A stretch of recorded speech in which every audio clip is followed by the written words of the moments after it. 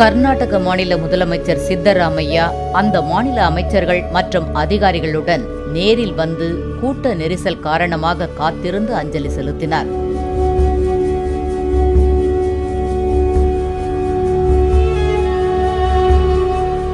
இதேபோன்று ஆந்திர மாநில முதலமைச்சர் சந்திரபாபு நாயுடு வந்தபோதும் ராஜாஜி அரங்கத்தில் கூட்ட நெரிசல் மிக அதிகமாக இருந்தது. இதனால் அவரும் நெரிசலுக்கு இடையிலும் மலர் வளையம் வைத்து அஞ்சலி செலுத்தினார்.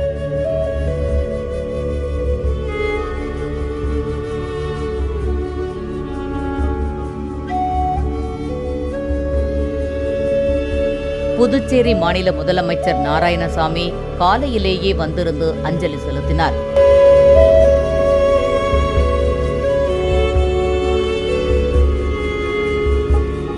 டெல்லி மாநில முதலமைச்சர் அஞ்சலி செலுத்துவதற்காக விமானத்தில் சென்னை வந்தார்.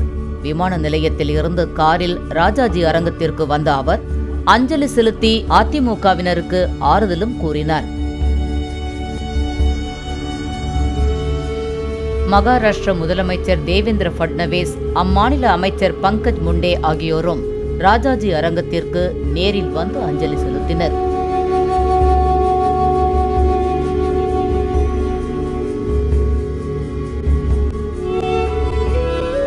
மற்ற மாநில முதலமைச்சர்கள் சென்னைக்கு வருவதற்கு முன்னரே மத்திய பிரதேச மாநில முதலமைச்சர் சிவராஜ் சிங் சவுகான் சென்னைக்கு விமானத்தில் வந்தார். நேராக ராஜாஜி அரங்கத்திற்கு சென்ற அவர் மறைந்த முதலமைச்சர் ஜெயலலிதாவின் உடலுக்கு அஞ்சலி செலுத்தினார். இதேபோன்று ஒடிஷா மாநில முதலமைச்சர் நவீன் பட்நாயக், உத்தரப்பிரதேச மாநில முதலமைச்சர் அகிலேஷ் யாதவ் ஆகியோரும் சென்னைக்கு நேரில் வந்து ஜெயலலிதாவிற்கு இறுதி அஞ்சலி செலுத்தினர்.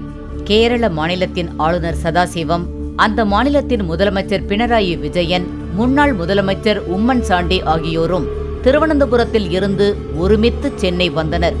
அவர்கள் அனைவரும் மறைந்த முதலமைச்சர் ஜெயலலிதாவின் உடலுக்கு இறுதி அஞ்சலி செலுத்தினர்.